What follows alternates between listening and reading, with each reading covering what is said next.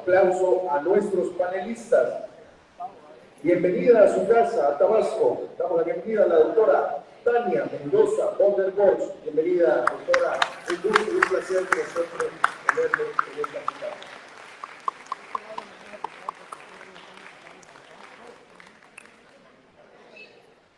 Que se escuchen fuertes los aplausos para el doctor Raúl Francisco Brown Méndez. Bienvenido.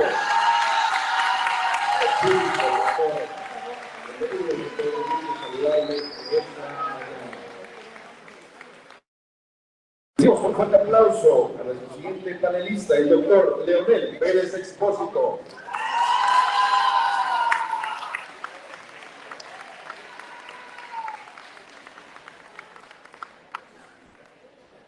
El moderador en este día es el doctor Cristian Giovanni Paredes Estrada. Bienvenido, doctor, también a este panel.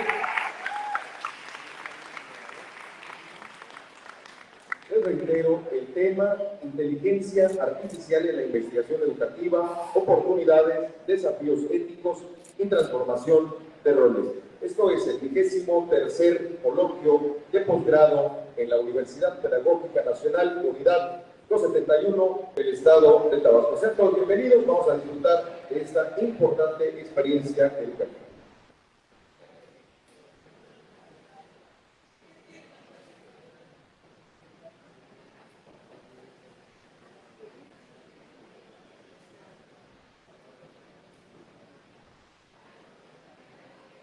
Bien, buenos días. Voy a moderar este panel de expertos que nos acompañan el día de hoy. Voy a dar una breve reseña de cada uno de los doctores que nos acompañan. Voy a hacerlo un poco breve porque toda la información la pueden consultar directamente en la página del coloquio. Bueno, voy a presentar por las damas la doctora Tatiana Mendoza Bonderborch, quien es profesora de la Universidad Autónoma de Querétaro, es licenciada en Matemáticas por la UNAM y doctora en Ciencias por el Departamento de Investigaciones Educativas de CINVESTAP. Hizo un intercambio académico en la Universidad de California en Estados Unidos y una estancia de investigación en la Universidad Pedagógica Nacional de Buenos Aires en Argentina. Ha publicado artículos y capítulos de libros y revistas nacionales e internacionales donde analiza el proceso de enseñanza y aprendizaje de nociones matemáticas valoradas en contextos escolares. También ha participado en la formación de docentes, en la capacitación docente de competencia pedagógica, así como en el diseño de planes y programas de estudio. Las líneas destacadas de la doctora son matemáticas críticas, interacción entre saberes científicos y ambientales y transformación curricular con enfoque social. Un fuerte aplauso para la doctora Tania Mendoza.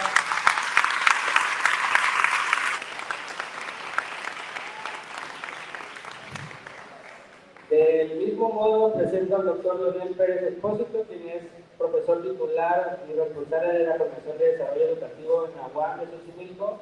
Forma parte del Sistema Nacional de Investigadores y Consejo Editorial de las revistas especializadas Theory, Racial and Social Education y Human Rights Education Review. Es miembro del Consejo Mexicano de Investigación Educativa y de la International Network of Human Research Education. Y en 2019 fue nombrado por el Senado integrante del Consejo Técnico de Educación de la Comisión Nacional para la Mejora Continua de la Educación, es decir, Mecoredu, hasta octubre del 2023. Es doctor en Educación por el UCLA, Instituto de Educación de Londres, maestro en métodos de investigación social y sociología por la Universidad de Bristol, en Inglaterra, y en ciencias con especialidad en investigación educativa por el IE CINVESTAP. También hizo una pasantía, por lo que llaman, en la Universidad de Harvard. Y bueno, también ha trabajado en el Coneval, en Evalúa de en UNICEF, desde el 2008 es invitado a contribuir también para dar talleres de investigación educativa. Y bueno, puedo continuar, pero puedes también ver toda la información desde la página del coloquio. Fuerte el aplauso para el doctor Leonel.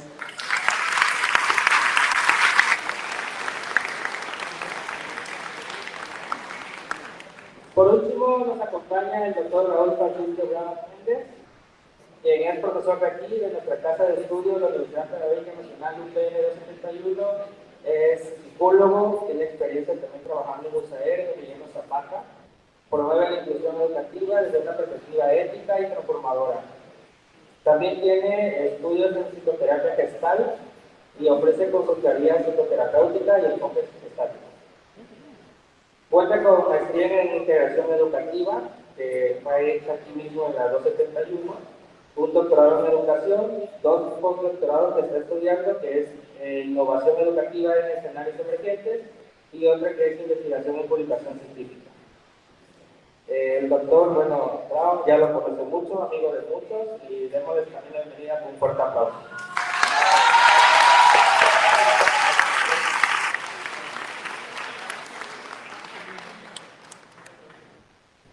Bien, voy a tocar un poco el tema de la dinámica de que vamos a tener el día de hoy. Voy a hacer 3 preguntas, cada pregunta va a tener una respuesta de cada participante del panel. Para ello van a tener 5 minutos para resolver. Bueno, después de que termine el tiempo, pasa a la siguiente pregunta y así sucesivamente. Es decir, va a haber una participación de 15 minutos por pregunta.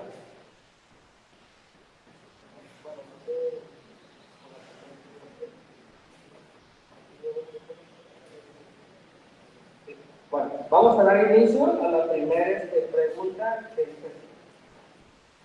Del tema eficiencia versus originalidad. Recuerden que estamos hablando en un marco de la inteligencia artificial en educación educativa y sobre todo en investigación educativa. La primera pregunta para el panel sería: ¿cómo puede la IA transformar los métodos tradicionales de investigación educativa en términos de eficiencia y generación de nuevos conocimientos? ¿Y qué limitantes podrían presentarse para no comprometer la originalidad, el pensamiento crítico del investigador? Voy a empezar igual con las damas, con la doctora Tatiana y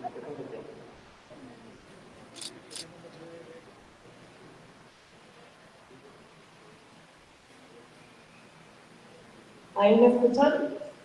Bueno, pues nada, primero agradecer muy rápidamente la invitación a estar en este conversatorio y también muchas gracias por la organización del coloquio, con el equipo de enorme trabajo. Yo de eso nada más iba a empezar diciendo muy rápidamente que no necesariamente se contrapone la eficiencia y la originalidad, ¿no? Quiero poner el ejemplo de una tesis de un estudiante que tengo en la maestría en Querétaro, en aprendizaje de la lengua y las matemáticas, que es un estudiante que está tratando de construir un proyecto educativo que vaya acorde con la NEM, tratando de hacer un diseño y de implementarlo. Y la manera en la que se ha originado este proyecto viene mucho de la presencia de él en la escuela, ¿no? De escuchar a sus alumnos, escuchar a sus colegas docentes, escuchar las preocupaciones de los padres de familia. Es decir, no con IAS, sino estando ahí para poder plantear, ¿no? Con su experiencia de trabajo con los alumnos durante varios meses, fue surgiendo el problema de la escasez del agua como algo que les preocupaba a los alumnos. Y eso no se lo podría haber dado a la guía. Ella necesitaba estar ahí en terreno, digamos, en esa comunidad, con esos alumnos, con esas personas que identifican esas problemáticas de esa manera. Aunque el problema del agua está en todas partes, la manera específica en la que se percibe ahí solamente se puede percibir estando ahí. Pero a la hora de hacer su diseño, pues ella fue construyendo varias actividades y en el camino sí le preguntó a la IA cómo hacer una cosa muy particular. Entonces ella había hecho un diseño de mapeos, hacer un mapa de la comunidad con los alumnos para tratar de identificar qué tan grande es la zona en la que hay escasez de agua.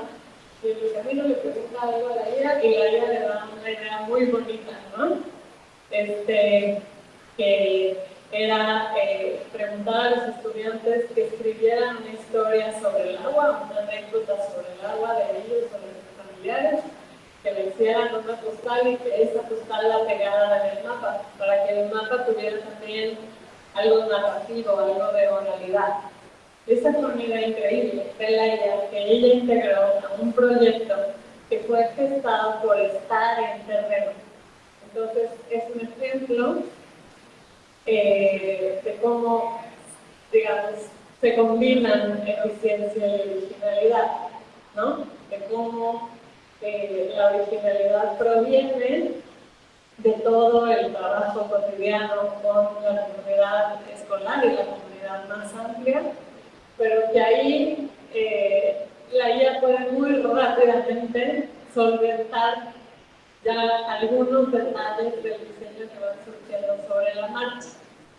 Y también ella tiene el criterio, ha tenido el criterio para poder seleccionar las recomendaciones que la IA le da, que no necesariamente han sido pertinentes, ¿no? Así como retomó esa sugerencia de la IA, digamos, también descartó otras que no venían al caso.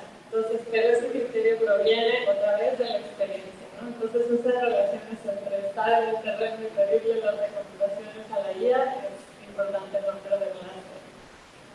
Y ahí termino.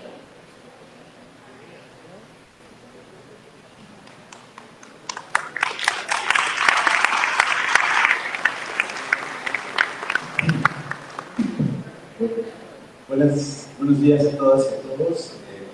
Al igual que Tatiana, agradezco mucho la invitación y el esfuerzo que se hace para organizar estos coloquios gracias al maestro Burger y a las autoridades de la UPM.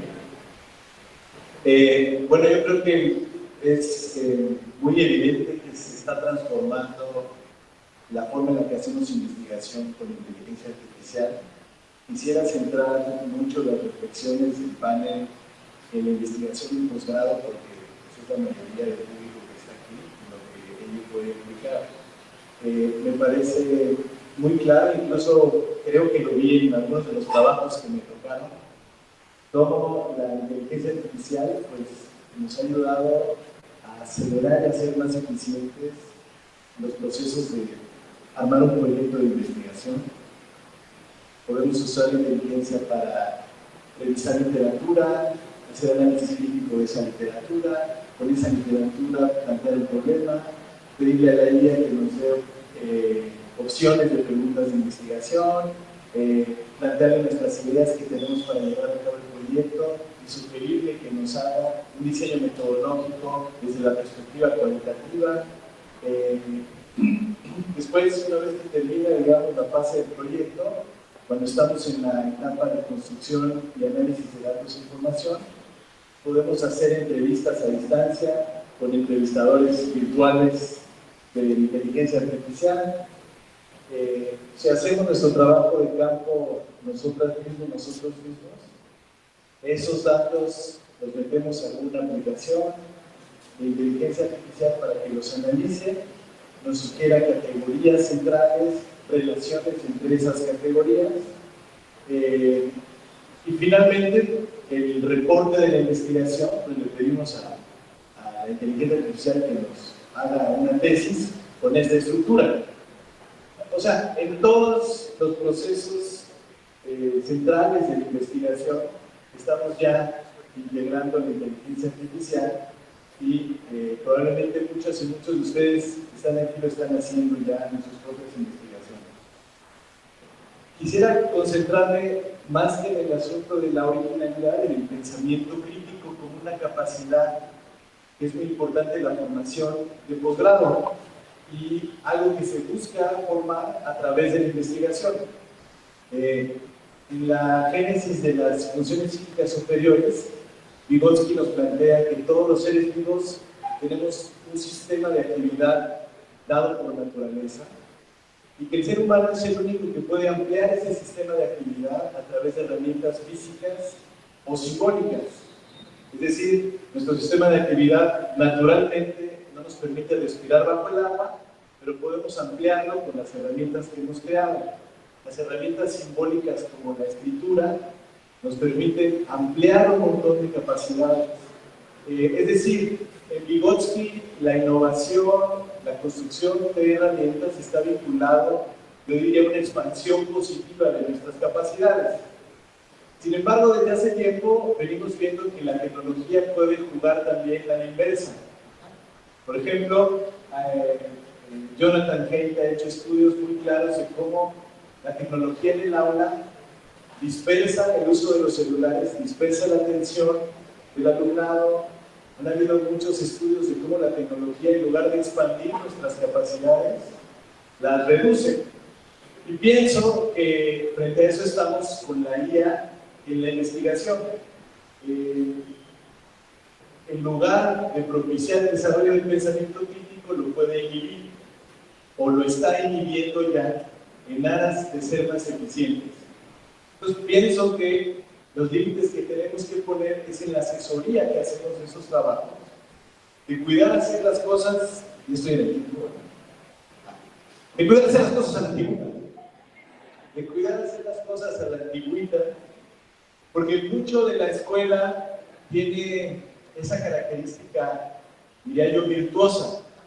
Nadie escribe con letra manuscrita en su trabajo, pero es muy importante que los niños escriban manuscrita para poder desarrollar sus capacidades. El argumento de que tenemos que hacerlo con IA porque así se va a hacer la investigación, deja de lado que tenemos que hacer otras cosas frente a las cuales el desarrollo de nuestras capacidades está atado, está vinculado. Y entonces pienso que como asesores de los trabajos, tenemos que estar muy atentos en ese proceso de acompañamiento para cuidar el desarrollo de capacidades, más que ir avanzando con cada paso el día 24 de cada mes. Ahí tenemos que tener una reflexión al respecto. Fuerte los aplausos.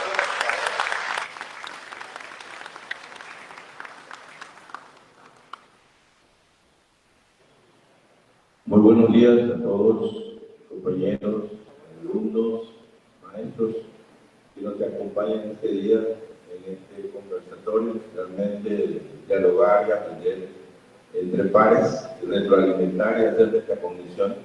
Pues yo estoy aquí para aprender y la verdad que cuando me invitaron dije, bueno, no soy experto, pero puedo hablar de la experiencia que tengo con mis alumnos en relación a la IA, al uso de la IA, al uso ético, que está un tema bastante demandante a nivel mundial, y creo que desde una perspectiva científico-filosófica, la IA se ha convertido precisamente en un paradigma disruptivo, en donde viene a transformar la manera de acceder al conocimiento, y que en términos de eficacia podría decir que sí, la IA ha mejorado eficientemente o optimizado procesos de almacenar información, de procesar la información, pero también de organizar las ideas, de poder procesar análisis de datos, y que lo hace en un tiempo bastante considerable, a diferencia que cuando usábamos nuestra máquina Olivetti, ver que cargábamos para arriba y para abajo, y si salía mal tendrían que volver a escribirlo, a borrar, a reestructurar. Esa transformación que ha sufrido y en el vasto mundo del conocimiento, que es tan amplio, va más acelerada que nuestra propia capacidad que tiene la memoria para recuperar información, y creo que esa es una de las virtudes que tiene la IA, y que en términos de eficacia sí optimiza tiempos, formas de redacción y organizar nuestras ideas. Creo también que dentro de la parte ética y el pensamiento crítico, pues el docente se convierte como en un curador de los conocimientos, en donde el docente tiene que mantener una empatía total con el alumno para poder entrar en esta temática de la ética y de la moralidad en cuanto a ser honesto en qué está usando, cómo lo está usando, pero más que te mienta cómo lo está haciendo, creo que el rol del docente entra ahí para fortalecer esta eficacia y fortalecer los pensamientos críticos a través de esta retroalimentación de la búsqueda. La búsqueda puede hacerse, pero no se puede argumentar si no tiene totalmente la experiencia.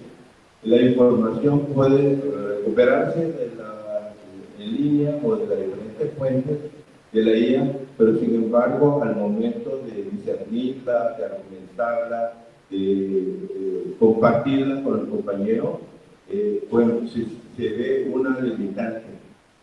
A esta altura del posgrado, los alumnos, al llegar a la maestría, ya cursaron por licenciatura, ya cursaron por educación media superior, ya cursaron por diferentes niveles educativos que les han permitido mejorar su pensamiento crítico. Sin embargo, hemos encontrado algunas limitaciones en cuanto a la capacidad de contrastar, argumentar, comparar para ciertos conocimientos, y es ahí la riqueza del curador del conocimiento, la eficacia que se pueda tener en este intercambio para el desarrollo del pensamiento crítico en el aula, cuando se hace investigación. Yo estoy empezando en mis pininos de investigación, y precisamente una de las investigaciones es las voces de los alumnos asesorados a través de la IA aquí en el posgrado.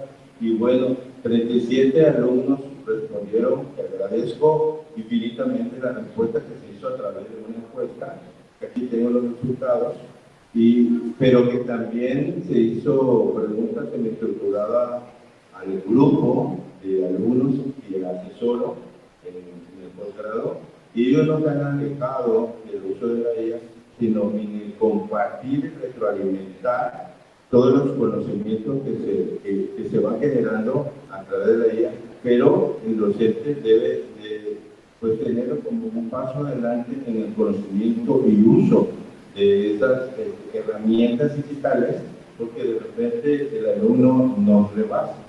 Y creo que ese es un punto fundamental, el poder retroalimentarnos.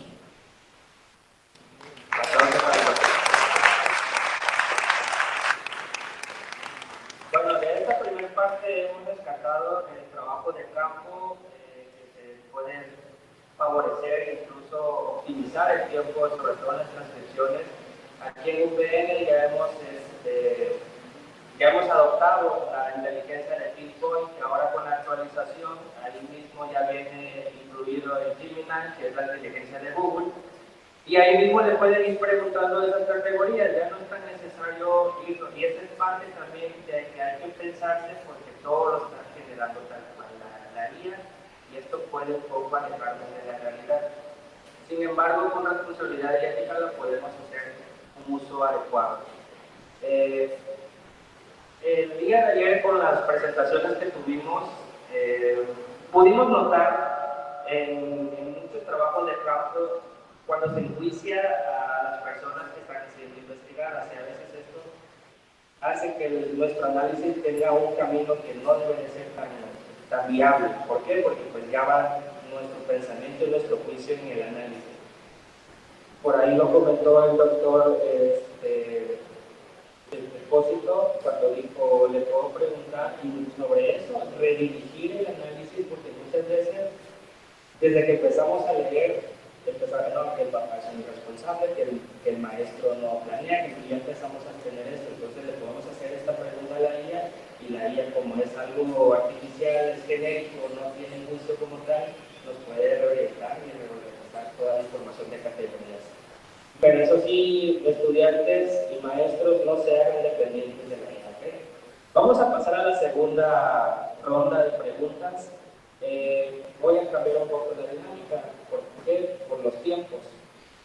En este caso, si en un momento uno de ustedes le sobra 1 o 2 minutos, lo pueden retomar al final, como tipo de debate presidencial. ¿Okay? Entonces, aquí ustedes pueden ver el tiempo, ya se van manejando, y si quieren hacer una pausa o quieren hacer un debate entre ustedes, ya va en cuestión de los tiempos. Y si quieren hablar en un tiempo, pues tomamos el debate. Sí, okay, bueno, vamos a pasar a la siguiente pregunta que dice. Del tema ética y responsabilidad. ¿Qué desafíos éticos consideran prioritarios al integrar IA en la investigación educativa? en ejemplos de privacidad de datos, sesgos algorítmicos, autoría de contenido y cómo garantizar el uso responsable en contextos con desigualdades tecnológicas como el trabajo. Y vamos a escuchar ahora primero al doctor Leonel.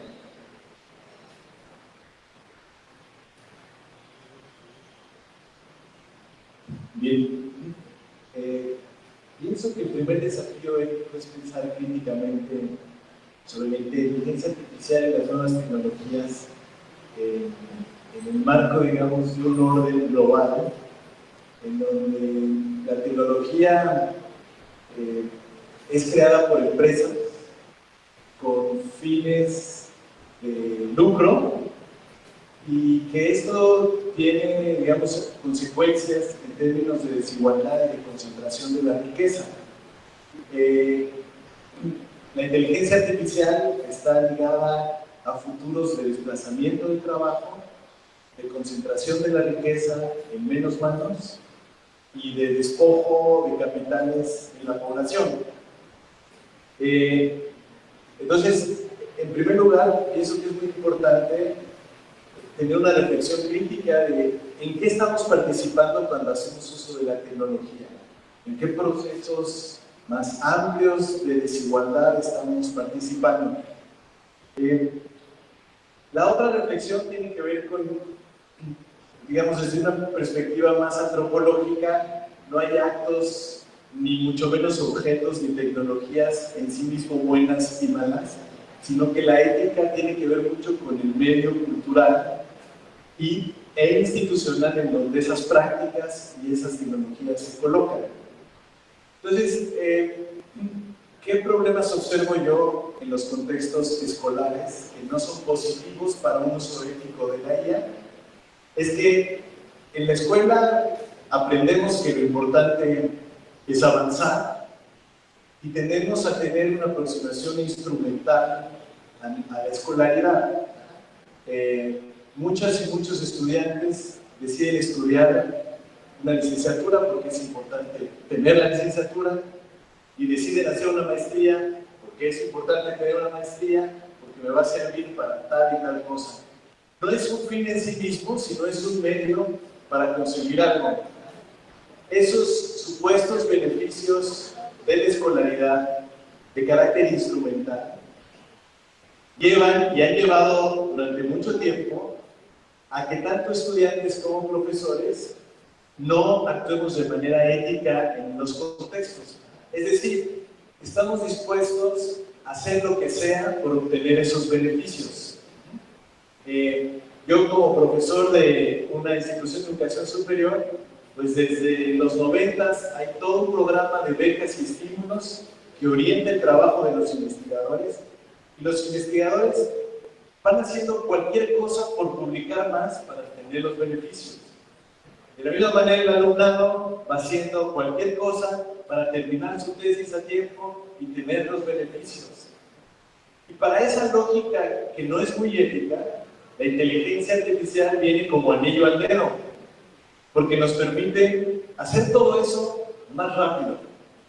O sea, yo puedo publicar más artículos, tener más beneficios. Ustedes pueden terminar su tesis en menos tiempo y a lo mejor una mejor tesis y tener el beneficio de la maestría. Entonces, mi reflexión tiene que ver con que los debates éticos que estamos teniendo alrededor de la inteligencia artificial no son necesariamente acerca de ella, sino de qué hemos generado en nuestros contextos escolares y académicos y cómo esa inteligencia termina cayendo muy bien para reproducir esas prácticas poco éticas que están generalizadas en los contextos escolares y académicos.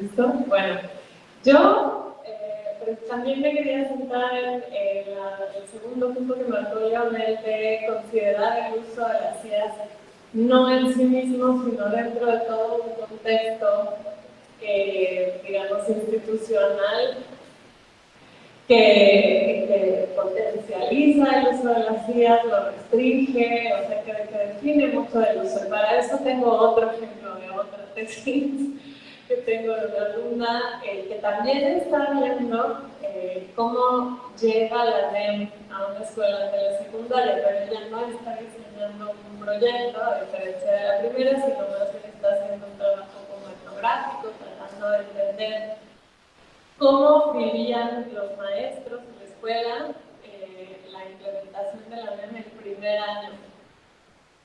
Entonces, ahí lo que pasó fue que la escuela había decidido no implementar la NEM porque todavía no entendían más o menos de qué iba y seguían enseñando por asignaturas, ¿no?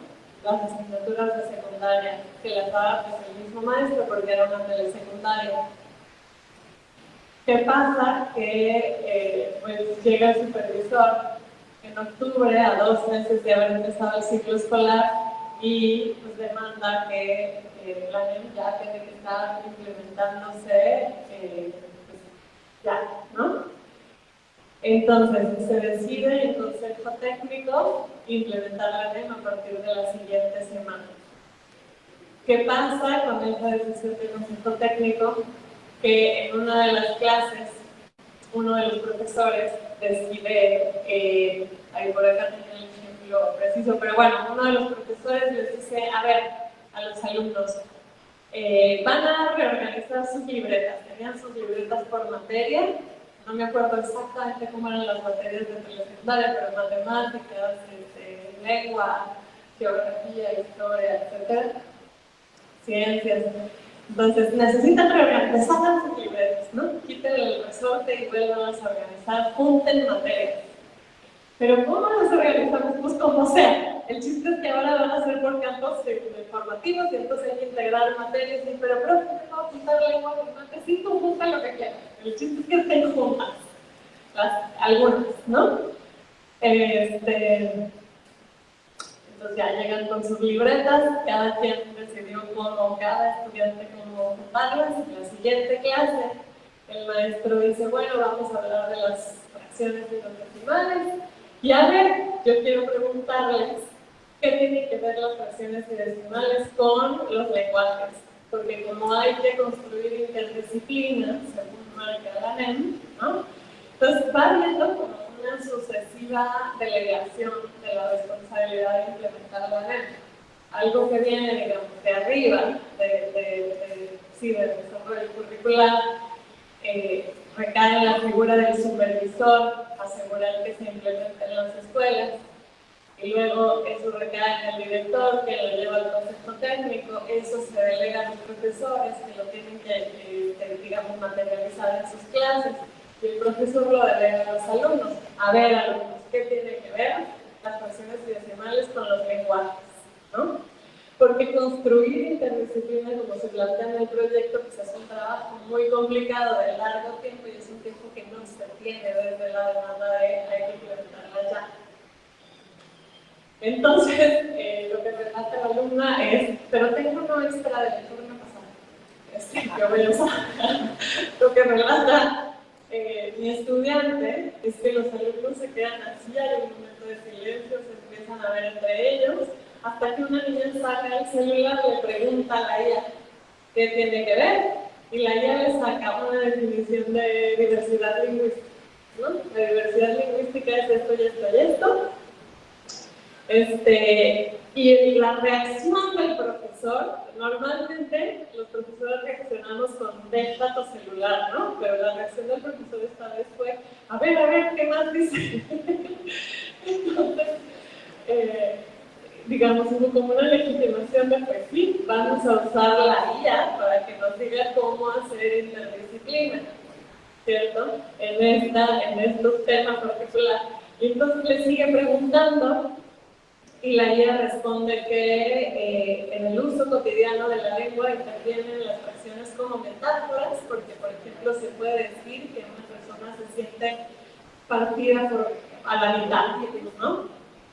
Eso es problemático, porque se pierde el sentido de las fracciones. ¿Cuánto me queda? Se pierde el sentido de las fracciones porque ahí entra el medio, pero no son dos partes iguales, ¿no? Se parte el entero y luego cuando entran los 3 séptimos, ¿qué vamos a hacer? Y tampoco hay tanto de lengua en realidad porque es una definición rápida de diversidad lingüística y de las metáforas y etcétera. Pero la IA termina siendo la encargada de implementar la NEM en este caso, ¿no? Entonces, la implementación de la NEM pasa del supervisor al director, al profesor, al alumno, a la guía. Y en ese trayecto, el significado de la interdisciplina se va transformando. Lo que es en el programa, en el enfoque, termina siendo pues, una definición de un aspecto muy particular de 2 disciplinas y ahí sí queda la cosa, ¿no? Entonces, ese uso ético, pues solamente se puede entender en el contexto de una problemática más amplia, la que hay una demanda urgente por implementar una reforma que significa un cambio sustantivo respecto a las prácticas escolares y prácticas docentes anteriores.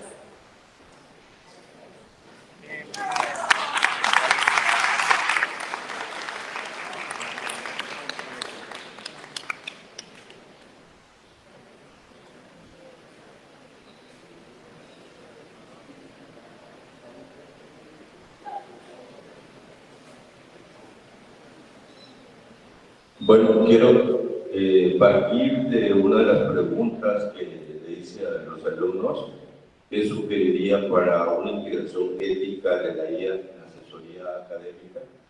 Y bueno, usando también la IA para hacer el análisis de la información y retroalimentando posteriormente la respuesta con ellos, resulta que las propuestas van dirigidas a una regulación y un reconocimiento del valor incremental de la IA en 3 ejes. Uno de los ejes precisamente tiene que ver con la formación ética y técnica. Bueno, antes de entrar a la IA tenemos que profesionalizarnos en el uso de la digitalización antes de la IA. Y posteriormente las universidades tendrán a nivel posgrado, estamos hablando pues, la licenciatura también, los diversos talleres que se tienen que proponer para la alfabetización digital y como se está haciendo últimamente aquí en la UPN 271, que ya tuvimos nuestros primeros cursos de acercamiento a la gran diversidad que cada vez surgen más herramientas pues, digitales, pero también de inteligencia artificial que nos ayudan a organizar, pero que también hemos visto en los alumnos, después de recuperar y analizar su búsqueda, cómo ellos reestructuran su documento y mejoran su redacción, porque de repente leemos el documento y quedamos totalmente asombrados y digo, bueno, eso yo no lo podría hacer, tendré que escribir muchas veces y luego volver a repetir y luego escuchar en el lector de voz, muchos mecanismos de estrategia que el sujeto utiliza para mejorar sus habilidades de la escritura, y creo que es esto una de las virtudes que tiene el que recupera de manera inmediata, acorta los tiempos, pero también reorganiza su forma de escribir del alumno y cuando se comparte en el aula, pues se hace toda una retroalimentación y aprendemos de todos. Otra propuesta o otro eje es el uso moderado y responsable, que tiene que ver con una cultura de la honestidad académica, y la honestidad no se va a dar si no hay una empatía y una conciencia tecnológica entre los que están interactuando con ella, que es el docente.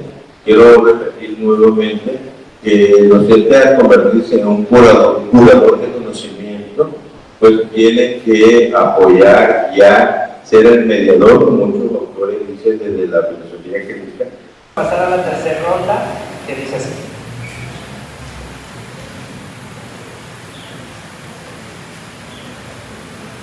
El futuro de los roles educativos. Y la pregunta es, ¿cómo podría la IA redefinir el papel de docentes e investigadores en la próxima década y qué competencias digitales pedagógicas deben priorizarse para evitar la dependencia excesiva de estas tecnologías?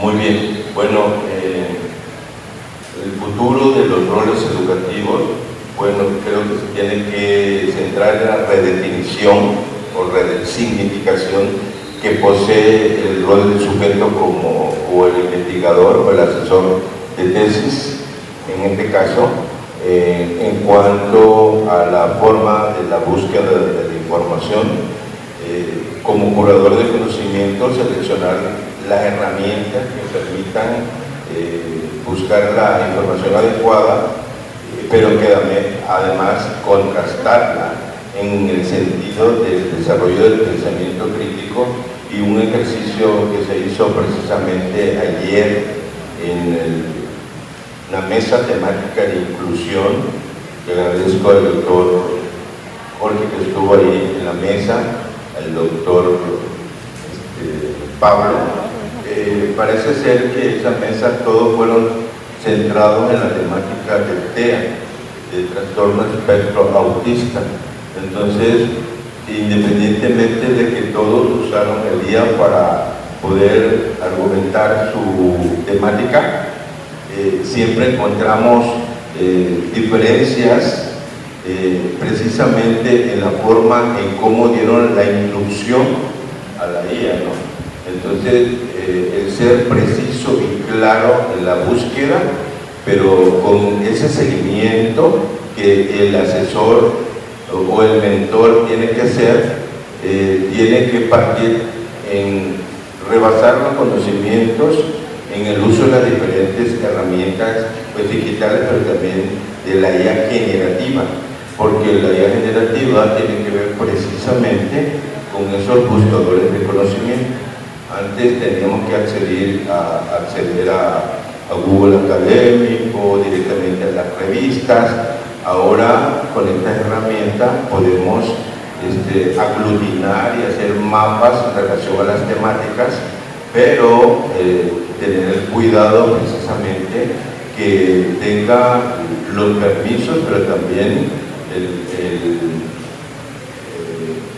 la precisión y las características importantes que te permiten tener un artículo de calidad que pueda fortalecer el conocimiento que ustedes buscan a partir del uso compartido y retroalimentado con el mentor o con el asesor.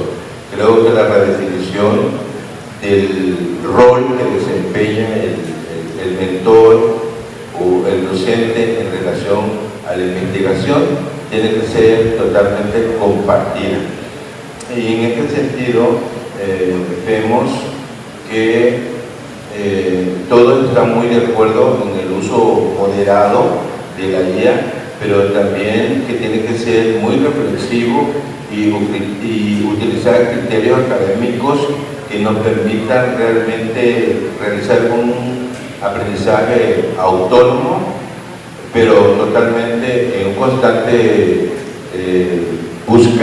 búsqueda de la información para transformar los conocimientos, y no que quede en una sola búsqueda de una información plana como para cubrir un requisito de posgrado en un documento recepcional, sino que esto nos lleve a transformar conocimiento y a realizar propuestas de intervención en el aula en la que todos estamos ahora.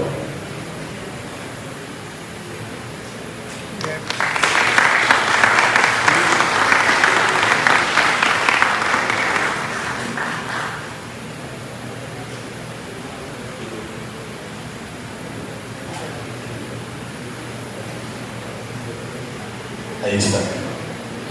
Bueno, pienso que sin duda esta tecnología va a afectar la práctica, no solo la práctica, sino la subjetividad docente. Y quisiera concentrarme en la última parte de la pregunta, cómo evitar esta dependencia excesiva. Y diría que, como, digamos, declaración general, es practicando la resistencia crítica a la penetración de las tecnologías en las escuelas.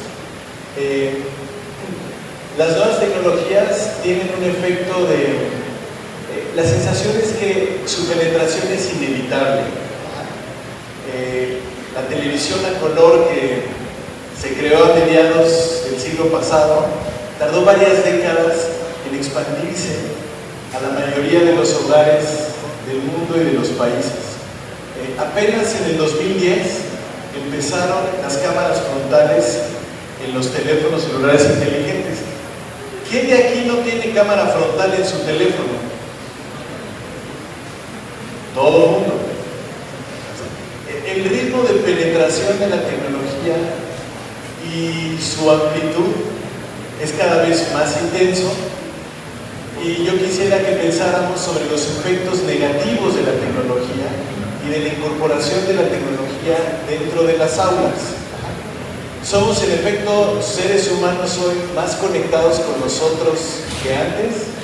¿Nos sentimos más o menos solos ahora que antes? ¿Estamos más atentos? Ayer la conferencista magistral nos hablaba de la importancia de la atención para el aprendizaje, y hoy una de las principales causas, o más bien problemas con los que todos batallamos, es poner atención. Todo el tiempo ustedes, como veo a muchas y a muchos, tienen la posibilidad de distraerse a la mano. Todos tenemos la posibilidad de distraernos en cualquier momento, y estamos en una vida que constantemente sabotea nuestra atención. En fin, otros trabajos han mostrado el efecto que tiene la ansiedad y la depresión en adolescentes y jóvenes. Entonces, Hannah Arendt, una filósofa del siglo XX, tiene un libro que se llamaba Los orígenes del totalitarismo, donde planteaba que lo único que podemos hacer para resistir ante el poder es plantearse y decir no. Me llama mucho la atención que algunos estados en Estados Unidos ya avanzaron leyes para prohibir teléfonos celulares en las escuelas. Me llama mucho la atención que en muchas escuelas de Silicon Valley se prohíbe el uso de celulares, el uso de computadoras. Es decir, ahí donde viven aquellos que desarrollan estas herramientas, no quieren que entren en las escuelas a donde van sus hijos.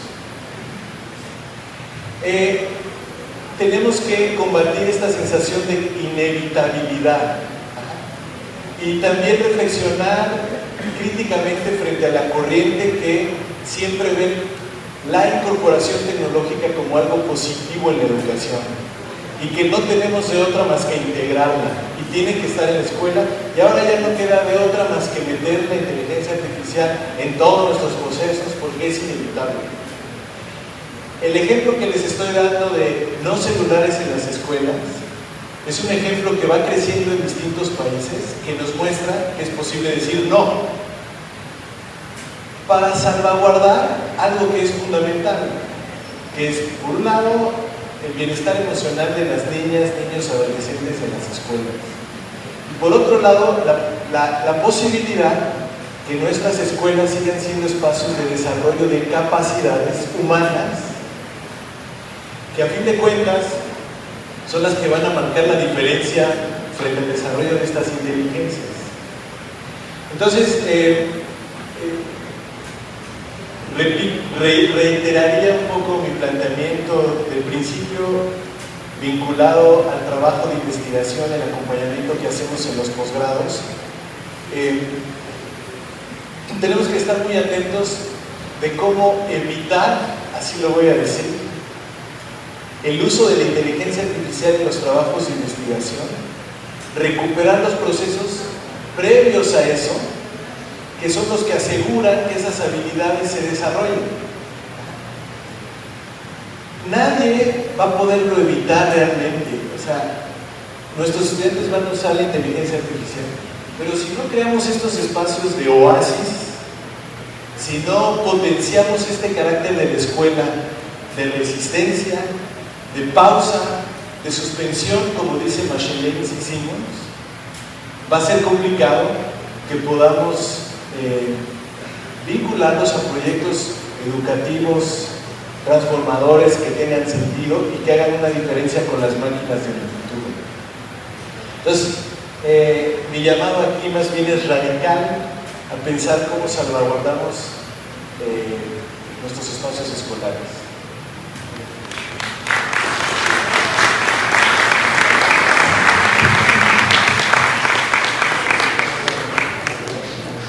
Bueno, yo me voy a enfocar en la segunda parte de las competencias digitales y pedagógicas que hay que priorizar.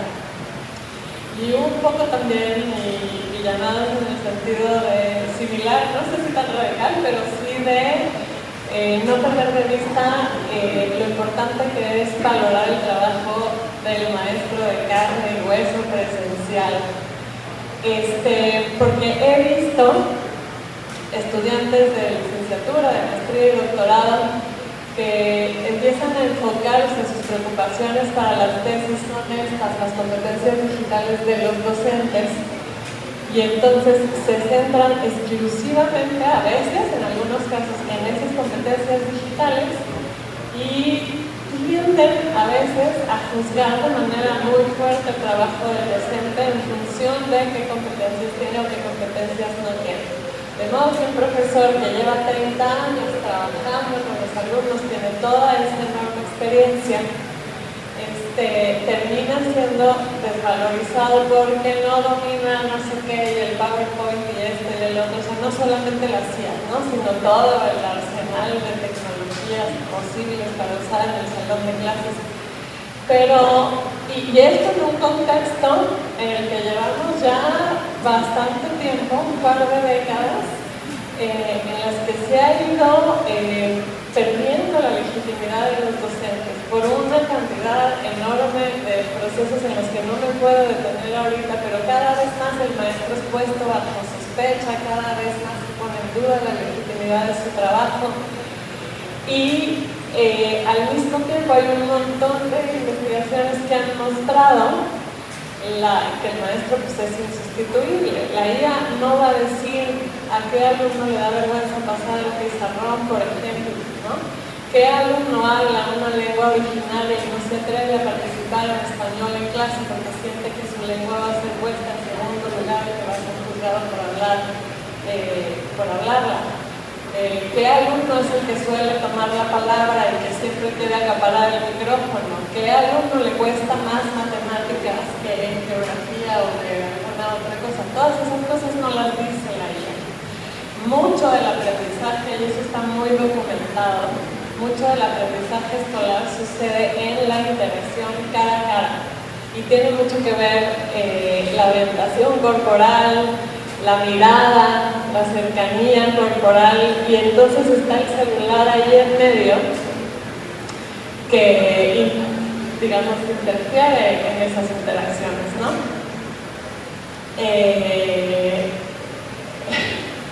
Perdónenme esto, pero que interfieren en esas interacciones y hay trabajos en los que documentan no solamente la importancia de la interacción cara a cara para el aprendizaje, sino también para la construcción de, por ejemplo, del respeto, de la reciprocidad, ¿no? El respeto tiene que ver con que si yo te pregunto una cosa, puedas devolverme la mirada cuando te estoy contestando, pero si el alumno está con el celular aquí y el profe ya no sabe si el alumno está o no haciendo caso. Esas cosas son muy importantes de recuperar otra vez, de valorar otra vez, y no las va a sustituir ninguna IA ni ningún recurso tecnológico. Entonces es muy importante no juzgar al maestro solamente por las competencias digitales que tenga o no tenga, más allá de que efectivamente a todos nos viene bien una actualización docente, por supuesto, ¿no? Yo ahí ya paso.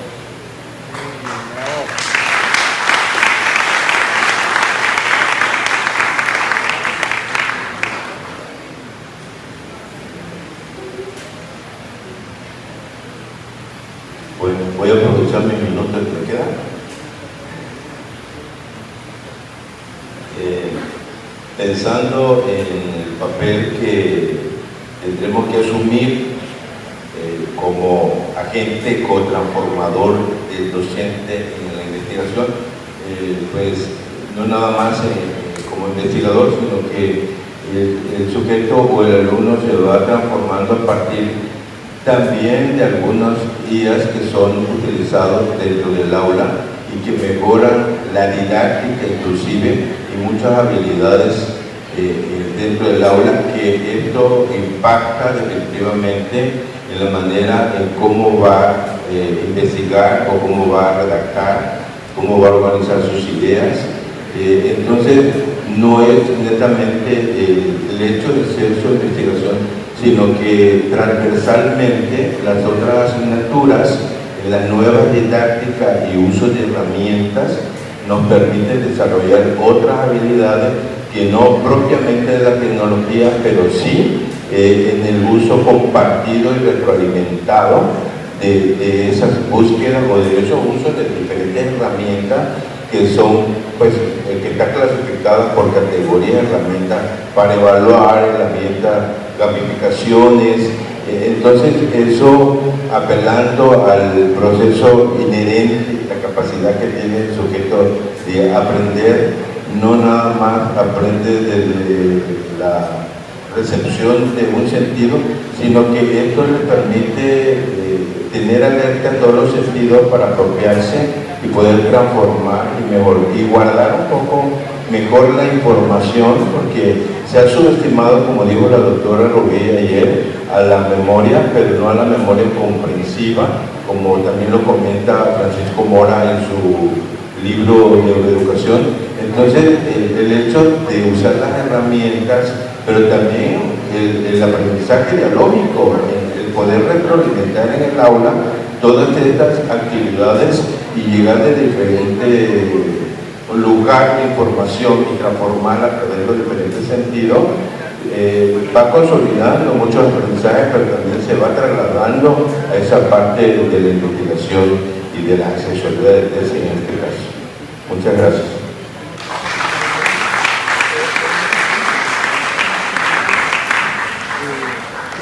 Muy bien, para ir cerrando esta tercera ronda, quiero compartir lo siguiente.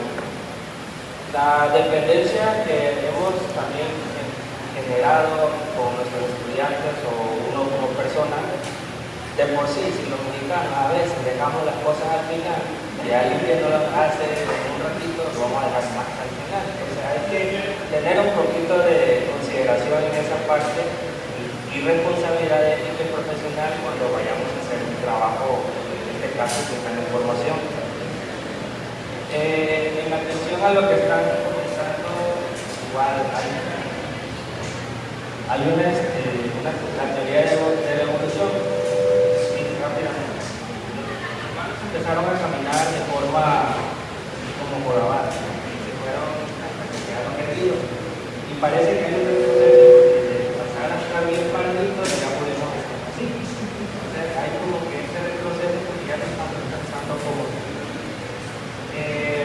integrar la escuela también es las guías en la escuela es algo que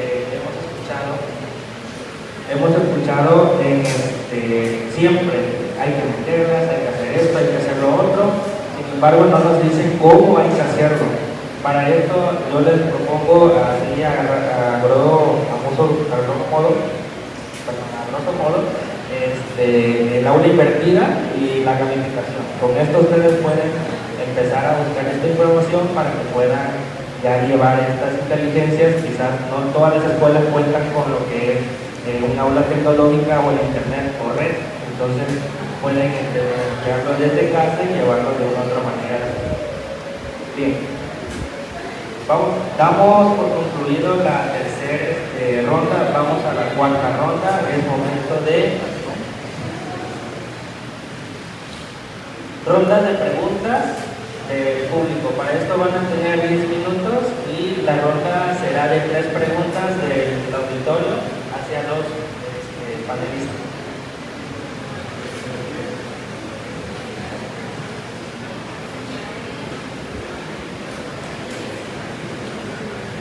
Bueno, ok. Los estudiantes que van a participar el día de hoy, ya los tengo aquí seleccionados previamente. El primero es Álvarez Salvador Celeste, del tercero A de Maestría en Educación. Está por aquí.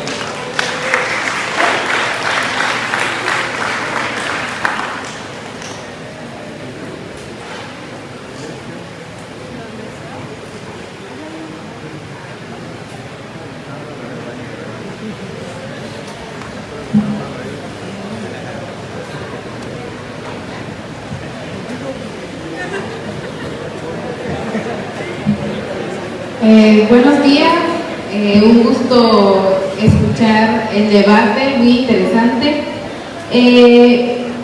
Mi pregunta es, entonces, ¿cómo podríamos mediar el uso de la IA en los alumnos, por ejemplo, ya sea de educación primaria, secundaria o incluso nivel media superior, que todavía están en una construcción de pensamiento crítico?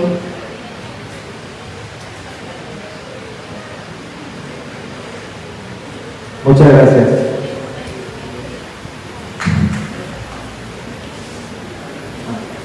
Responde la doctora Tatiana. No, el doctor Bravo. Bueno, hemos observado que los niños tienen una agilidad de la motricidad fina precisamente en el dedo, en el uso del teléfono. Que se ha evitado aquí en México, en Tabasco. Hablo por el espacio y por la experiencia que tengo, para que el docente de educación básica acceda al uso de la digitalización y de la computadora fue muy difícil. Y entonces, en este sentido, a veces se ve rebasado por el mismo alumno de educación preescolar, que ya usan el teléfono de manera rápida y de primaria. Pero bueno, en este sentido, yo creo que el docente tiene todavía esa autoridad de compartir, de crear ciertas normas y disciplina en el aula, que en este proceso de construcción del conocimiento y desarrollo de las habilidades del pensamiento crítico, todo lo que se va generando a partir de los contenidos, creo que es mucho más fundamental que el uso de ciertas herramientas. Creo que estas herramientas sí podrían utilizarse a partir de la secundaria, de la educación media superior, que tiene un pensamiento un poco más formal, que ha desarrollado un poco más el pensamiento crítico y bueno, no haciendo a un lado la teoría precisamente del desarrollo cognitivo, un pensamiento un poco más hipotético deductivo, en donde ya puede cuestionarse y plantearse, ¿no?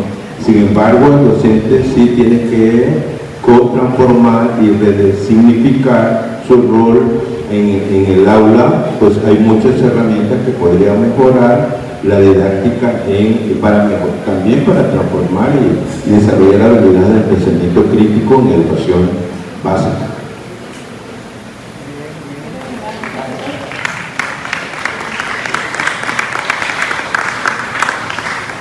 Yo quiero agregar un poquito más, tiene que ver con que hay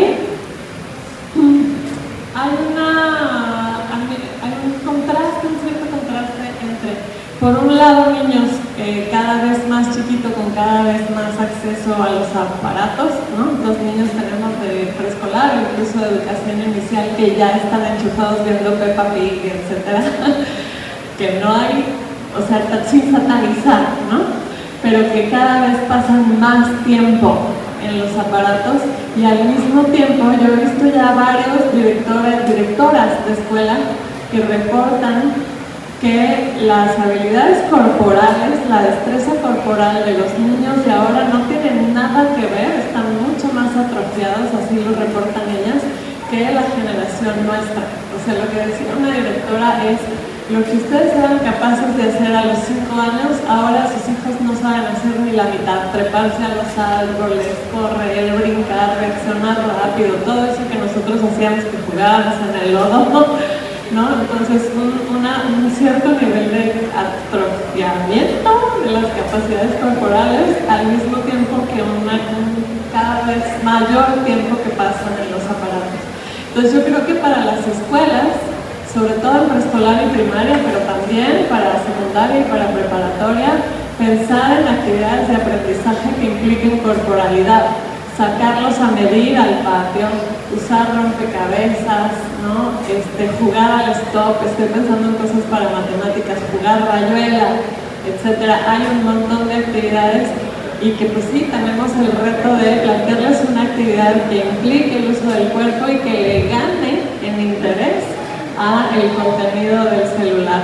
Pues sí, tenemos un reto enorme, pero hay materiales que tienen esas actividades y pues hay que recuperarlas. Gracias, doctora.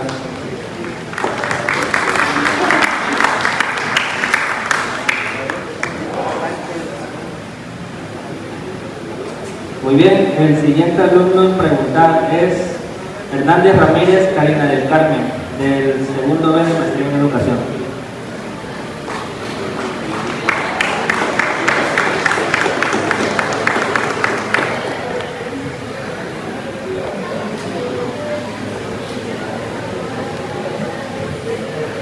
Muy buenos días, primero que nada, agradecida de estar el día de hoy aquí presente en este panel. Creo que para todos fue muy fructífero y sobre todo los aprendizajes que como estudiantes nosotros nos llevamos, ¿no? Mi pregunta en esta ocasión sería, ¿cómo podríamos utilizar la IA para fomentar el desarrollo del pensamiento crítico en los estudiantes? Adelante, doctor.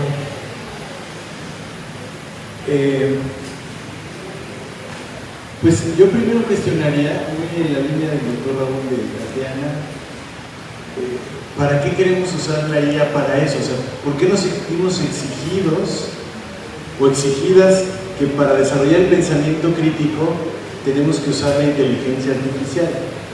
¿Qué perseguimos ahí? ¿Que aprendan los estudiantes a usar la inteligencia artificial?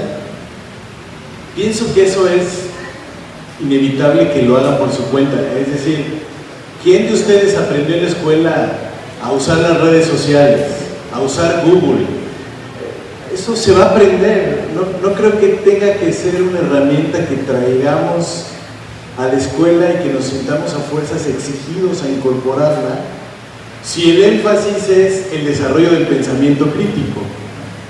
Entonces, en la misma línea radical provocadora, pienso que hay un estudio que hizo Jonathan Haidt y otros psicólogos experimentales en 3 aulas de bachillerato, una en una escuela donde está prohibido entrar con teléfono celular, otra donde pueden entrar pero lo tienen lejos y otra donde lo pueden tener a la mano.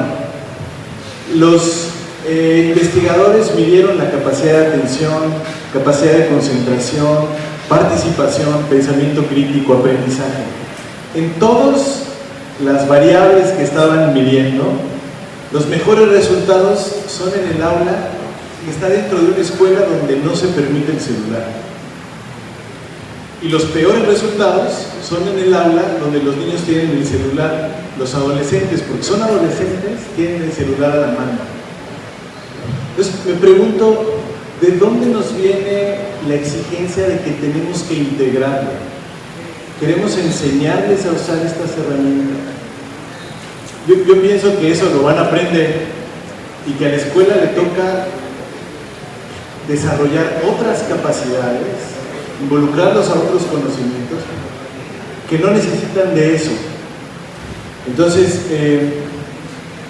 pienso que yo me iría más por la sugerencia de Tatiana de cómo hacemos otro tipo actividades que involucren el cuerpo, el diálogo, el debate, el escribir a mano, porque eso estructura el pensamiento, que los estudiantes revisen así los trabajos de sus compañeros y que les hagan preguntas.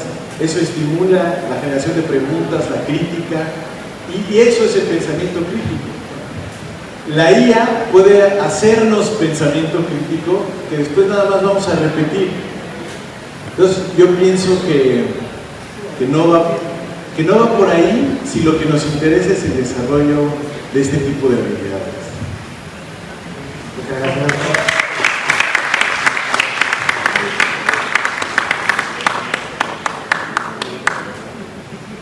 Adelante, doctor Brown, con la misma pregunta.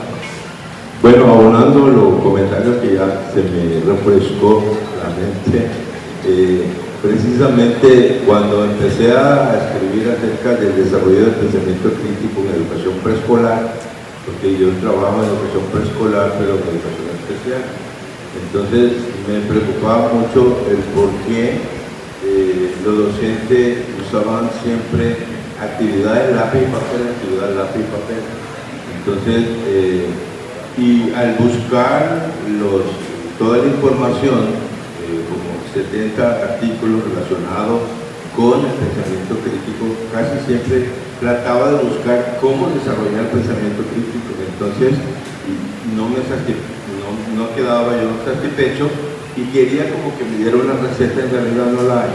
¿Por qué? Porque tenemos que pensar cómo funciona el pensamiento, y el pensamiento funciona a través de la mediación del lenguaje, y el lenguaje a través de la interacción. Entonces, en preescolar se genera o hay como una génesis del pensamiento crítico a partir de toda esa diversidad de actividades enriquecedoras que utilizan las maestras de preescolar, porque ellos recortan, pegan, construyen, experimentan, salen al patio, hacen una diversidad de actividades muy diferentes a la educación primaria. Y de ahí la riqueza de que en la nueva escuela mexicana hay 15 puntos que incluyen el cómo desarrollar el pensamiento crítico en el programa 2022. Pero no te dice cómo, no te dice que necesitas desarrollar esos 15 puntos. Sin embargo, no te dice cómo, pero me parece que la manera adecuada de desarrollarla es en interacción a través del uso de las metodologías activas, que esto genera una serie de experiencias, y la experiencia, el compartir las experiencias, favorece a que el sujeto pueda construir a partir del otro sus otros puntos de vista diferentes, ¿no? Entonces, las experiencias que se generan en los diferentes ambientes de aprendizaje desde preescolar, como que se ven interrumpidos en la primaria, muchos sí se usan nuevas didácticas, pero la nueva metodología generan precisamente todo un pensamiento crítico que habría que estar pendiente. Gracias, doctor.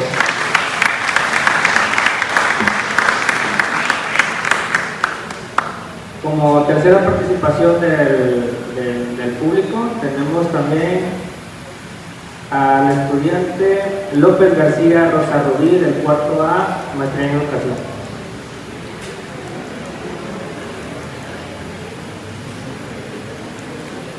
¿Se encuentra por aquí?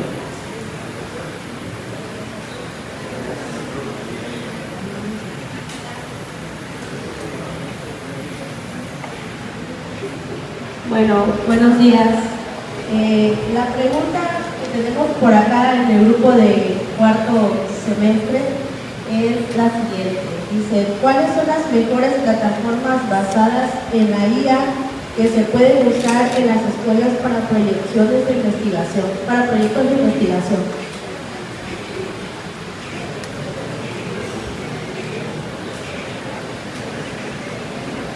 ¿La vuelvo a repetir?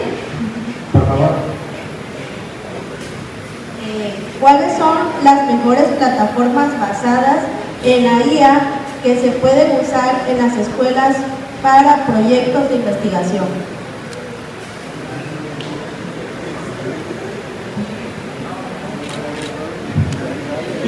comentar en relación a la IA generativa. Bueno, las herramientas hay muchas, cada vez están saliendo más. Entonces, en investigación, la que yo he usado y he compartido con el grupo que estamos investigando el uso de esa herramienta, por ejemplo, está el Sage Pens, es una herramienta pues, que te da casi todo, pero lo importante es que puedes obtener el PDF, el artículo completo y el DOI. Entonces está Connected Paper, está Perplexity, está Consensus. Entonces son herramientas que son recomendadas, pero que también son recomendadas por editoriales que pueden usarse, porque ya las editoriales ya permiten el uso de un porcentaje de IA y algunas universidades. Entonces la única limitante en el acceso, que estábamos comentando, el acceso, es que si se acaban los créditos tienen que comprar la herramienta. Entonces, si ve que accede, ayuda, transforma y mejora en el uso compartido y ético con tu docente, creo que a veces vale la pena el uso. Gracias. Gracias.